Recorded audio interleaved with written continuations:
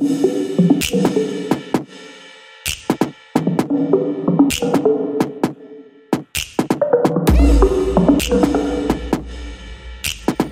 বন্ধুরা, আপনারা কেমন আছেন? আশা করি আপনারা খুব ভালো আছেন। আজকের আরো একটি ভিডিও নিয়ে চলে এসেছি। আজকে আলুর চপ বানাবো। আলুর চপ বানানোর জন্য দেখুন এখানে আলু সিদ্ধ করে নিয়েছি 6 থেকে 7টা, আর এখানে শুকনো লঙ্কা ভাজা করে নিয়েছি, আর এখানে আছে লবণ। আলুটা মাখিয়ে নেব। আর এদিকে দেখতে পাচ্ছেন বেসনটাও মাখিয়ে নেব। তো দেখুন কিভাবে মাখাবো। এখানে দেখুন ধনে, জিরে আর 5 ফোড়নের গুঁড়ো আছে, এটা দিয়ে দেব এখানে।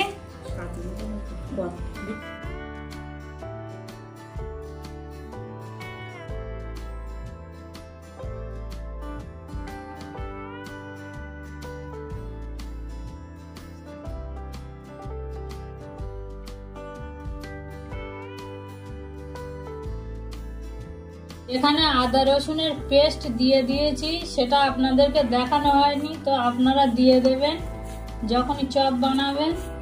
দেখুন আমার আলুটা মাখানো হয়ে গিয়েছে। দেখুন এইভাবে গোল গোল করে আলু কেটে নেব, নিয়ে এইভাবে বানিয়ে রেখে দেবো, দিয়ে বেসনটা গুলে নেব। যতটুকু বানাবেন ততটুকু বেসন নেবেন সেই হিসাবে। দেখুন আমার আলুগুলো গোল গোল করে কাটা হয়ে গিয়েছে। এবার বেসনটা গুলে নেব। দেখুন বেসন নিয়ে নিয়েছি, এখানে দিয়ে দেব কালো জিরে। আপনারা যতটুকু দিতে চান ততটুকুই দেবেন। দেব স্বাদ মতো লবণ, দিয়ে দেব একটু খাস মোটা, দিয়ে দেব এখানে পানি দিয়ে দেব, দিয়ে ভালো করে মাখিয়ে নেব বেসনটা।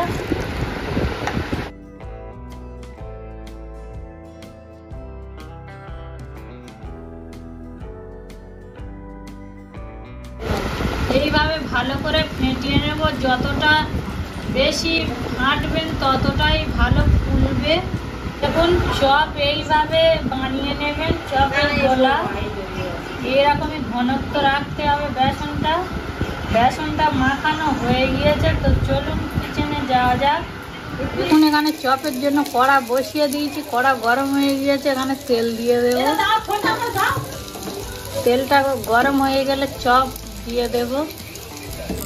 এইভাবে আস্তে আস্তে আলুগুলো গোল করে শেপ দিয়ে নেব। নিয়ে বেসনের উপর দিয়ে দেব একটা একটা করে।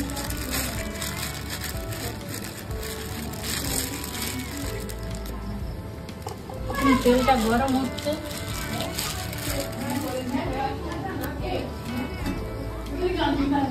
এইভাবে চপগুলো দিয়ে দেবো একটা একটা করে।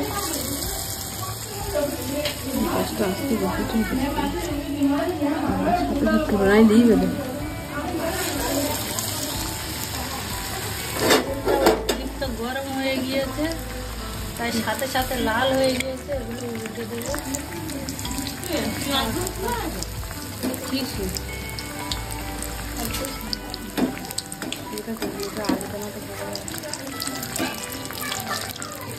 দেখুন কত সুন্দরভাবে ফুলে উঠছে চপগুলো।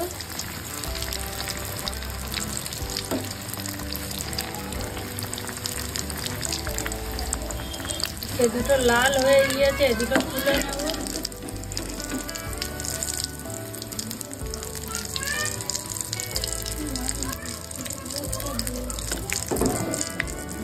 দেখুন চপগুলো কতটা ফুলে উঠেছে, এগুলো হয়ে গিয়েছে, তুলে নেব। দেখুন কতটা সুন্দর হয়েছে চপগুলো, ফুলে কতটা মচমচে হয়েছে। দেখুন